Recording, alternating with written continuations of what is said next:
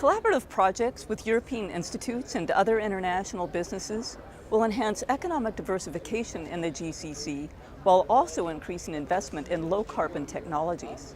The development of knowledge-based technologies will transform the nature of work in the new economy. The oil and gas sectors currently dominate revenues and exports in the GCC countries. On average, the oil and gas is responsible for 75% of the government revenues and over 70% of the export proceeds, and this is really the challenges. Economic diversification needs and not only policies and initiatives, but also you need technology and skills that will enable moving to other sectors or diversifying away from the oil and gas into adjacent sectors. That's why we think our partnership and continuous collaborations with Sheffield University, given their expertise in a number of areas and technologies, will be a win-win.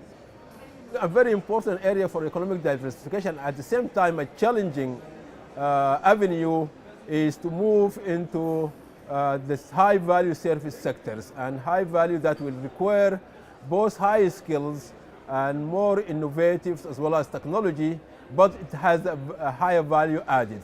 An initiative in the MENA region fosters collaboration and innovation among industry-leading companies. One of the issues in Saudi Arabia is really building and construction. And building and construction, always it is associated about energy consumption. As you know, in Middle East, especially in Saudi Arabia, I'm talking on behalf of all GCC, okay? Normally during summer, the majority of energy consumption is really AC, 70 to 80%. We cannot survive, it's damn hot. How we can really adjust that, okay? How we can really address something. Home of Innovation, the home that you see it in the lower picture, that is a LEED Platinum in Saudi Arabia, 50 degrees C in summer. And it is a LEED Platinum green building.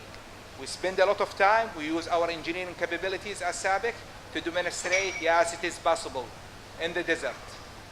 It is really how you can create a win-win. We have a supply chain, we have partners around the globe. How to really create that synergy and win-win situation.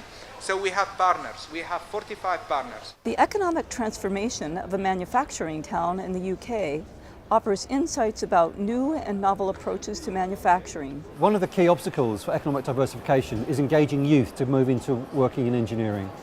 They previously thought they would have perhaps a long-term career in oil and gas sector, and that engineering might be something which is not attractive. But because engineering is fundamentally transformed into a world of virtual learning environments, robotics, Internet of Things and big data, it's becoming a very, very interesting sector.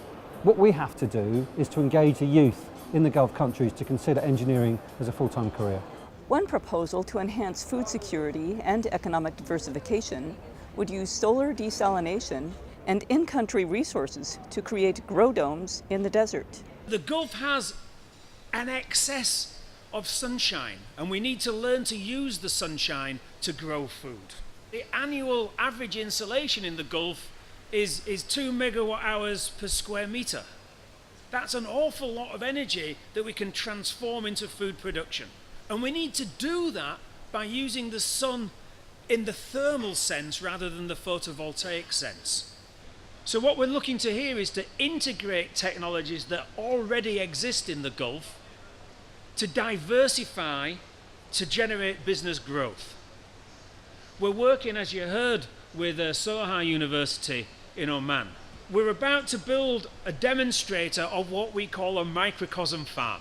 It's global farming in microcosm. We make our own rain. We used fossilized sunshine to build the facility. It's not just the Gulf. The whole world needs to realize that the best thing to do with oil is to make stuff out of it, not to burn it. That sustainability from an economic perspective is perceived as being local content. And you need to have the local technology to make the local content.